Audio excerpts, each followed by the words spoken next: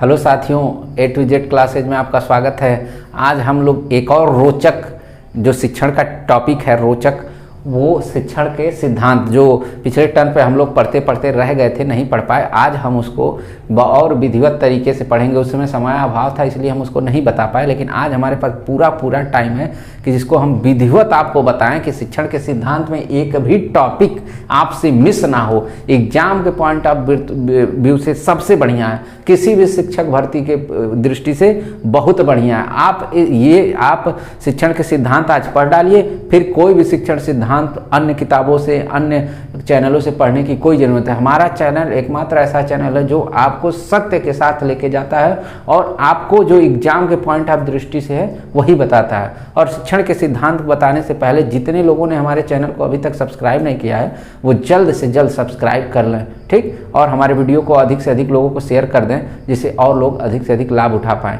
हमारे जो विद्यार्थी हैं ना, बड़े थोड़े से संकुचित माइंड के हो गए हैं कि सिर्फ वीडियो उनके पास पड़ी हुई है, देख नहीं रहे हैं, बस पढ़े हो या देख नहीं रहे हैं, पता नहीं क्या सोच रहे हैं। वो उनके क्लास के लिए भी लाभदायक है जिस क्लास में वो जा रहे हैं। ये नहीं कि सिर्फ प्रतियोगी परीक्षाओं के लिए उपयोगी है। वो जिस क्लास में पढ़ रहे हैं ना, उस क्लास के कई सारे इस तरह के प्रश्न हैं क्लास के कि वो उनके लाभदायक हो। बीटीसी का क्लास उठा के देखिए, उसमें इस तरह के प्रश्न मिलेंगे। आप बीएड का क्लास उठा के देखिए, उसमें मिलेंगे। एनटीटी का क्लास उठा के देखिए, उसमें मिलेंगे।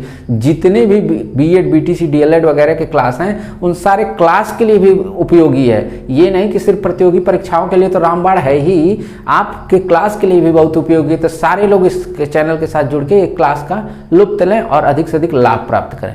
तो अब बात करते हैं शिक्षण के सिद्धांत। भाई कोई भी शिक्षण कार्य होता है तो उसका कोई ना कोई फैक्ट होता है ना।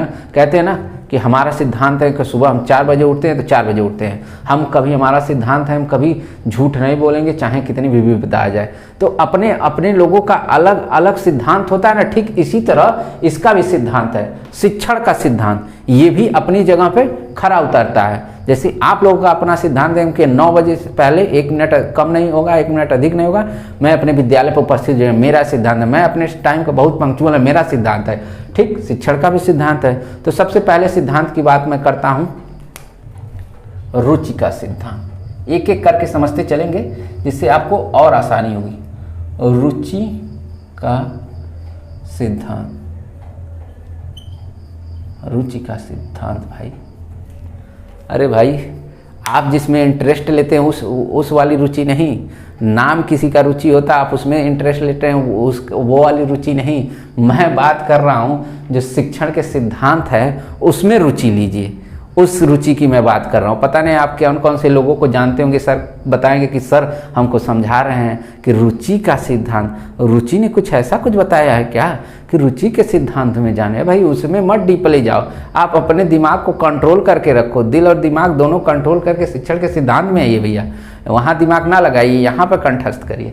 तो रुचि का सिद्धांत, इस शिक्षण सिद्धांत में ये बात कही जाती है कि जिस विषय के साथ, जिस शब्दकोश के साथ, जिस व्यवहार के साथ, जिस औपचारिकता के साथ हम जुड़ते हैं वो हमारा इंटरेस्ट होता है।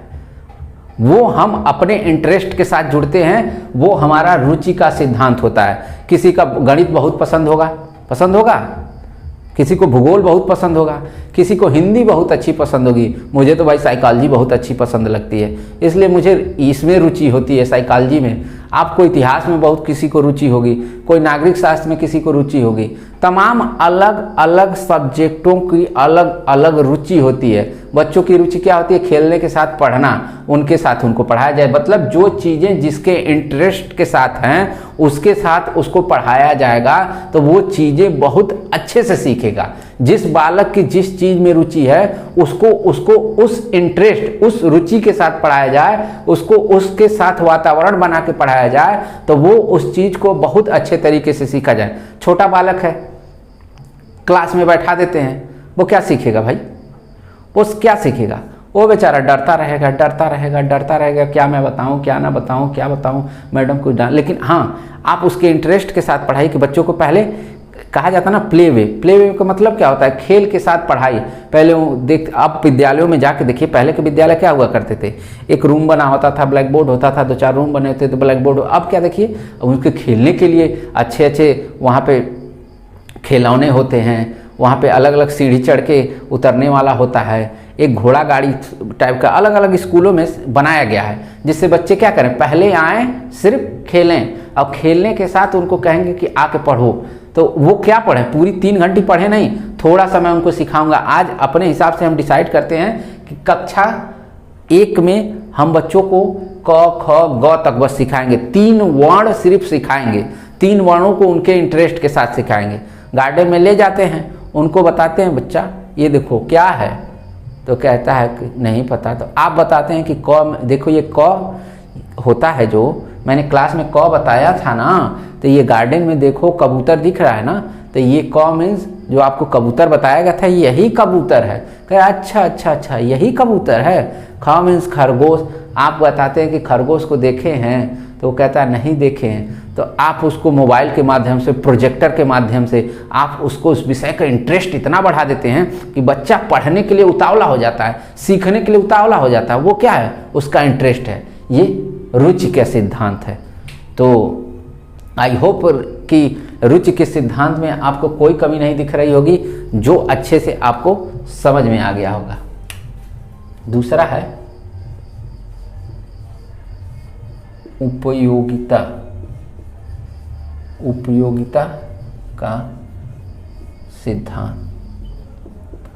भाई उपयोगिता का सिद्धांत क्या कहता है?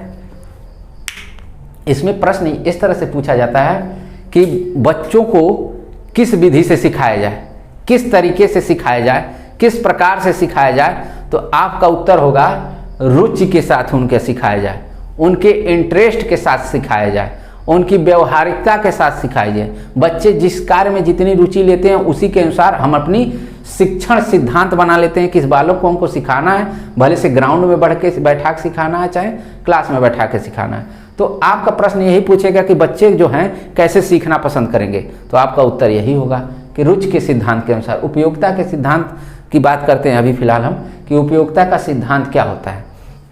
बहुत सारी चीज़ें होती हैं कि हमको निरर्थक चीज़ें बताई जाती है जो हमारे काम की नहीं है। जैसे हम सिलेबस वाइज आपकी चीज़ें पढ़ा रहे हैं, तो आपके सिलेबस के अनुसार वो कार्य चल रहा है, तो आपके लिए वो क्या चीज़ें हुई, सारी चीज़ें क्या हुई, उपयोगी सिद्ध हुई। जो आपको सीखनी चाहिए वही चीज़ें मैं सिखा रहा हूँ, तो आपके लिए क्या हुई, आपके लिए उसकी उपयोगिता हुई। लेकिन वही चीज़ें मैं आपको ऐसी चीज़ें सिखाऊं जो आपके ना सिलेबस है ना भविष्य में कहीं काम आने वाला है, तो क्या चीज़ें होंगी, वो निरर्थक चीज़ें होंगी। तो वो बच्चों को भी वही इंटरेस्ट के साथ सिखाना चाहिए जो उनके लिए उपयोगी हो। ये नहीं कि क ख सिखाने के साथ एक ही दिन में सब सिखा लिया जाए ना, तब उनके लिए निरर्थक होगी। एक साम्यावस्था में जो उनके लिए आज सीख सकते हैं, उनके लिए ये चीज़ें उपयोगी हैं, भाई वो चीज़ें सिखाई जाए, साम्यावस्था के साथ सिखाई जाए। क्योंकि पूछा जाता है प्रश्नों में कि कौन ऐसे सीटेट वगैरह में देखते हैं ना, पूरा पैसेज के थ्रू प्रश्नों का उत्तर रहता है, उसमें यही पूछ लेता है कि बच्चों को किस तरह के इंटरेस्ट के साथ उनको सिखाया जाता है, रुचि के साथ सिखाया जाता है, कौन कौन सी बातों को उनके लिए सार्थक होगी, कौन कौन सी उनकी चीज़ें निरर्थक होगी। इन दोनों के बीच के जो साम्यावस्था स्थापित करता है वो कौन करता है, तो उपयोगिता का। भाई हम सार्थक और निरर्थक दोनों में से छांट लेते हैं कि क्या हमारे लिए उपयोगी है, वही उपयोगिता का सिद्धांत हो जाता है। हम सार्थक और निरर्थक के बीच से जो हमारे लिए अच्छी होगी, ये चीज़ नहीं है कि निरर्थक है तो बेस्ट है, ना ना ना, उसके अंदर से भी कुछ चीज़ें निकालेंगे और जो सार्थक है उसके अंदर से निकाल के हम अलग तरह का पॉइंट ऑफ व्यू बनाएंगे जो हमारे लिए उपयोगी है। शायद अगले वाले के लिए उपयोगी ना हो, शायद उसके लिए उपयोगी ना हो, लेकिन हमने अपने लिए बनाया है ना, तो वो हमारे लिए उपयोगी होगा। लेकिन शिक्षक क्या करेगा, उन सारी चीज़ों को ऐसी चीज़ें निकाल के लाएगा कि सारे क्लास के लिए उपयोगी हो। ठीक, तो इसी को उपयोगिता का सिद्धांत कहते हैं। तीसरा है आवश्यकता का सिद्धांत। आवश्यकता का सिद्धांत नाम से भी स्पष्ट हो रहा होगा। नाम से आवश्यकता मीन्स क्या होती है भाई, जो नीड, आपकी जो आवश्यकता है, किस चीज़ की आवश्यकता है भाई। हमको फिलहाल हम से अर्धवार्षिक वार्षिक परीक्षा होती है ना, त्रैमासिक अर्धवार्षिक वार्षिक, तो हमको क्या पढ़ना है कि त्रैमासिक के लिए काम चल जाए, क्या पढ़ना अर्धवार्षिक के लिए काम चल जाए, और क्या पढ़ें वार्षिक के लिए। ऐसा ना पढ़ें वार्षिक परीक्षा हो हम सिर्फ त्रैमासिक का पढ़ें, नो, वो सिर्फ अर्धवार्षिक का पढ़ें, नो। हमको वार्षिक जब का पेपर है, वार्षिक वाला पेपर देना, फाइनल पेपर देना है, तो हमको क्या करना हो, उस तरह की हमको आवश्यकता पड़ती है। जिन जिन टॉपिक की आवश्यकता पड़ती है उनके अनुसार कार्य करते हैं। जैसे आपको सुपर टेट पास करना है, 14 सब्जेक्ट का ज्ञान रखना पड़ेगा। यूपी टेट पास करना है, आपको सिर्फ 5 सब्जेक्ट का ज्ञान रखना होगा। 5 सब्जेक्ट में एक सब्जेक्ट तो हम कवर ही कर रहे हैं, उसका ज्ञान की आपको ज़रूरत है, बस हमारे क्लास में लाइव जुड़ जाइए, आपका ज्ञान उस तरह से बढ़ता चला जाएगा। बाकी अन्य हमारी क्लासेज A to Z से चल रही हैं, उससे जुड़ जाइए, आपका ज्ञान इंक्रीज होता रहेगा। तो आप उसी चीज़ की आप आवश्यकता होती है जो चीज़ें आपके लिए उपयोगी होंगी। जैसे आपको एग्जाम में पास कराना है यूपी टेट, ठीक, तो हम क्या चीज़ें पढ़ाएंगे, 5 ही सब्जेक्ट पढ़ाएंगे ना, जिससे आप पास हो जाएं। कि सुपर टेट का सिलेबस पढ़ाएंगे कि 14 सब्जेक्ट पढ़ाएं और आपको पेपर दिलाएं यूपी टेट का, तो अब तो सिलेबस तो 14 सब्जेक्ट का बड़ा लेंदी हो गया सुपर टेट का, और आप एग्जाम देने जा रहे हैं यूपी टेट का 5 सब्जेक्ट का। तो आपके लिए क्या चीज़ है भाई, हमको 5 सब्जेक्ट की बस आवश्यकता है ज्ञान की, क्योंकि हमको बस super TET clear, UP TET clear करना है, सुपर टेट अभी फिलहाल नहीं क्लियर करना है।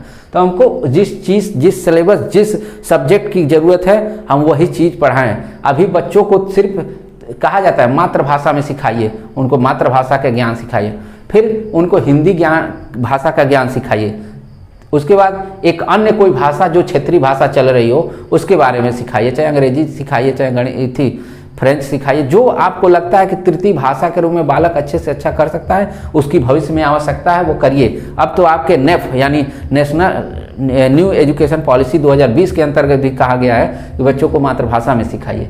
तो ये जिस चीज़ की वहाँ आपको आवश्यकता रह रही है उसके अनुसार बच्चों को सिखाएं, बेहतर से बेहतर तरीके से सीख सकता है। चौथा है नियोजन।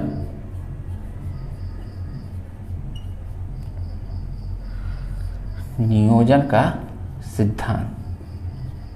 नियोजन का सिद्धांत क्या होता है भाई? नियोजन कहते हैं ना, इन्वेस्टमेंट कर रहे हैं, इन्वेस्टमेंट नियोजन।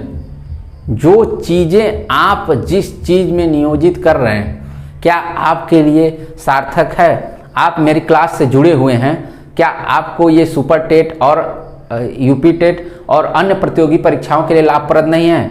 लाभप्रद है, इसलिए आप इसमें हमारी क्लास के साथ जुड़े हुए हैं। आपको पढ़ना है, बनना है बैंक मैनेजर, ठीक, तो आप हमारी क्लास के साथ क्यों जुड़ेंगे? यानी नियोजन, आपको टीचर बनना है तो हमारी क्लास के साथ जुड़ रहे हैं, यानी नियोजन आप हमारी क्लास के साथ कर रहे हैं। हम पढ़ा रहे हैं क्या? आपको टीचर बनाने के लिए, यानी आप इन्वेस्टमेंट कर रहे हैं हमारे साथ, आप अपना बहुमूल्य समय हमारे साथ दे रहे हैं, तो ये आपका इन्वेस्टमेंट हुआ। उससे इन्वेस्टमेंट कर लेंगे हमारे साथ तो आपको लाभ मिलेगा कि नहीं? लाभ किस रूप में कि जैसे आप मैं पढ़ाना शुरू करता हूँ, आप सीखना शुरू करते हैं, तो वो क्या हुआ? आपके लिए लाभ हुआ। यानी आप हमारे साथ समय के साथ जुड़ रहे हैं, इन्वेस्टमेंट कर रहे हैं और मैं आपको लाभ प्राप्त करा रहा हूँ। तो ये है नियोजन का सिद्धांत। बच्चे आ रहे हैं, आप उनको अलग अलग ढंग से, अलग अलग तरीके से, अलग अलग व्यवहार से, अलग अलग आचरण से सिखा रहे हैं। ये आपका नियोजन है कि किस पे कितना समय देना है, किस बालक को अच्छे से पढ़ाना है, किस बालक को थोड़ा सा पिछड़ा है। पिछड़ा का मतलब कास्ट फीलिंग नहीं, बुद्धि से थोड़ा सा पिछड़ा है, मैं उसकी बात कर रहा हूँ। जो बुद्धि से पिछड़ा है उसको मैं कैसे पढ़ाऊँ, कैसे नियोजित करूँ, किस तरह से टाइम टेकिंग लूँ, किस तरह से उसके साथ व्यवस्थित करूँ कि वो भी एक सामान्य बालक की कैटेगरी में आ जाए। तो ये आपका नियोजन है। ये शिक्षण के सिद्धांत के अंतर्गत बहुत ही इंपॉर्टेंट होता है। ये एग्जाम में पूछा जाता है कि टाइम टेकिंग यानी समय का ध्यान किस तरह से, कौन से शब्दावली में रखा जाता है, समय का नियोजन किस प्रकार की शब्दावली में रखा जाता है, समय का शिक्षण के जो समय का कार्य है किसके अंतर्गत आता है, तो आप कहेंगे समय का जो कार्य है नियोजन के अंतर्गत आता है। ऐसे ही क्वेश्चन बनते हैं, ठीक।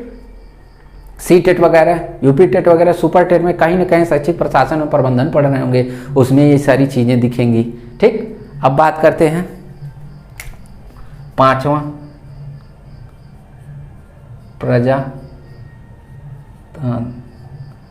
प्रजातांत्रिक मूल्यों का सिद्धांत। प्रजातांत्रिक समझ ही रहे हैं। प्रजातांत्रिक क्या है? आप किस देश में रहते हैं? ऑफकोर्स भारत में। भारत किस प्रकार का देश है? एक प्रजातांत्रिक है ना, लोकतांत्रिक है ना। प्रजा का मतलब जिस पे प्रजा अपने अधिकारों का प्रयोग कर रही है भाई, वोट देते हैं प्रजातांत्रिक। हम अपने बातों, किसी से बात कर रहे हैं उसके लिए हमको छूट है, कहीं आने जाने की छूट है, बहुत सारे हमको ऐसे अधिकार मिले हैं कि जिसको हम स्वतंत्रता पूर्वक कार्य कर सकते हैं। ठीक उसी तरह हमारे शिक्षण के सिद्धांत में प्रजातांत्रिक मूल्यों का सिद्धांत, भाई हम अपनी क्लास को संचालित कर रहे हैं तो इसमें सबको बोलने का अधिकार है, हमको बोलने का अधिकार है, हमारे स्टूडेंटों को बोलने का अधिकार है। हमारे और उनके बीच की बात है कि हम किस तरह से अंतःक्रिया हमारे उनके बीच इंटरेक्शन हो रहा है, अंतःक्रिया हमारे और उनके बीच हो रही है, किस तरह से हमारे कार्यों को देख रहे हैं, किस तरह से हमारे कार्यों को वो कर रहे हैं। ठीक, जैसे बच्चा कोई खड़ा हुआ, हमने कोई प्रश्न किया, हमने यही सिंपल सा प्रश्न ले लेते, भारत की राजधानी कहाँ है, तो आपका उत्तर आया नई दिल्ली।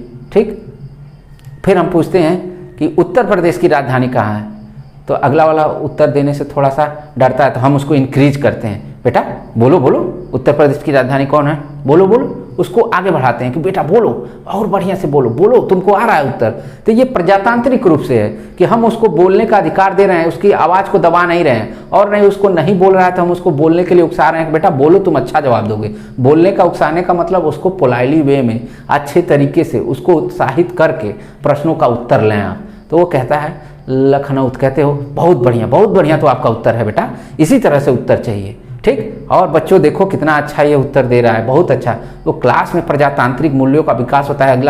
अगले दिन क्या होता है, अगला बालक कहता है हम भी सर के प्रश्नों का उत्तर देंगे, सर हमको कुछ कहते नहीं है, कहते हैं ठीक है नहीं बता पा रहे हो कोई बात नहीं, बताओ ना, गलत ही बताओ ना। तो वो प्रजातांत्रिक मूल्यों का विकास हो रहा है उस क्लास में कि किसी को भी किसी भी प्रश्न पूछने का अधिकार है। एक सामान्य प्रश्न, ये नहीं कि घर का झगड़ा माई दादा से करके, और भी फोनों वाला झगड़ा होता है ना, तो फोनों वाला झगड़वा के उसको के और आके सर जी से पूछल जा कि सर जी हाई कैसे होई। हाँ, तो फोन वाला घर वाला तो झगड़वा का सलूशन है, फोनों वाला का सलूशन नहीं है हमारे पास कि फोनवा पे कैसे झगड़ा किए हैं आप बहुत गंभीर मुद्दों पे। ठीक, तो उसका उपाय नहीं है। तो हाँ, उपाय प्रजातांत्रिक का मतलब ये हुआ कि बालक को कक्षा संबंधी कोई समस्या है, जैसे उसको उच्चारण संबंधी समस्या है, उसको प्रश्न पूछने से संबंधित समस्या है, वो कुछ बोलने से समस्या, तो इस तरह की सारी समस्याओं को प्रजातांत्रिक मूल्यों के आधार पर उसको सॉल्व किया जाता है। ठीक, प्रश्न ऐसे ही पूछता है कि किस कक्षा में बच्चे संप्रभुता के साथ स्वतंत्रता के साथ बोल सकते हैं, तो आपका उत्तर यही होगा, प्रजातांत्रिक मूल्यों का सिद्धांत जो है उस कक्षा में आप स्वतंत्रता के साथ बोल सकते हैं।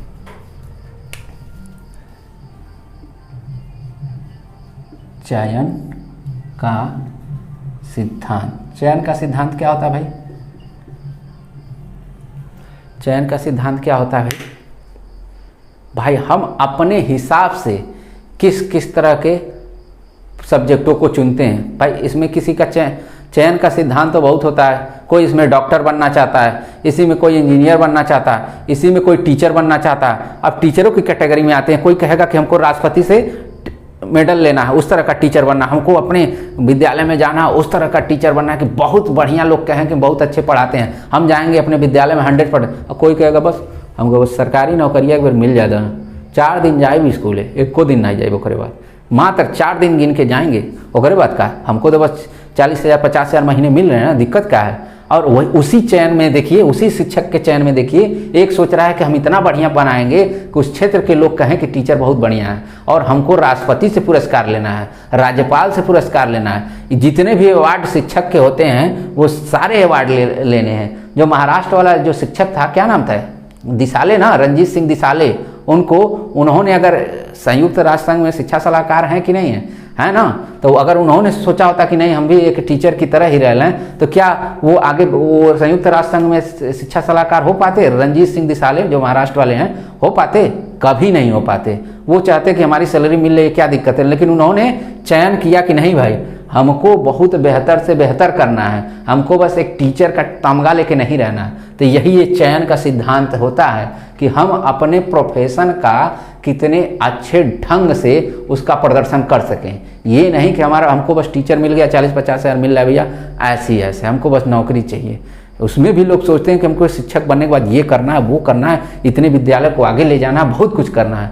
तो उसमें ये उनका चयन के सिद्धांत के अंतर्गत आता है। इसमें भी कैटेगरी होती है कि किस तरह के बालकों को हम किस तरह से ट्रीट करेंगे। भाई बहुत अच्छा होगा तो उसके साथ बहुत अच्छा रहेंगे, पिछड़ा होगा तो भी हम उसके साथ थोड़ा सा वक्त दे के उसके साथ और बेहतर उसको बनाने की कोशिश करेंगे।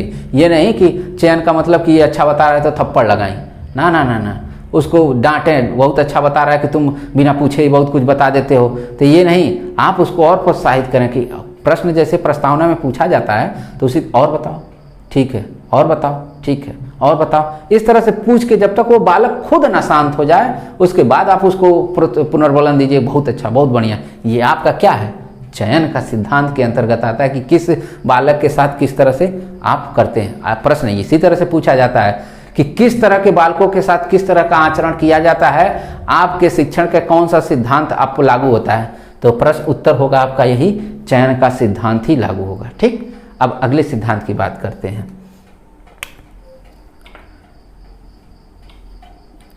अभिप्रेरणा, अभिप्रेरणा, मोटिवेशन, अभिप्रेरणा का सिद्धांत क्या होता है भाई, मोटिवेशन क्या होता है, मोटिवेशन जानते हैं?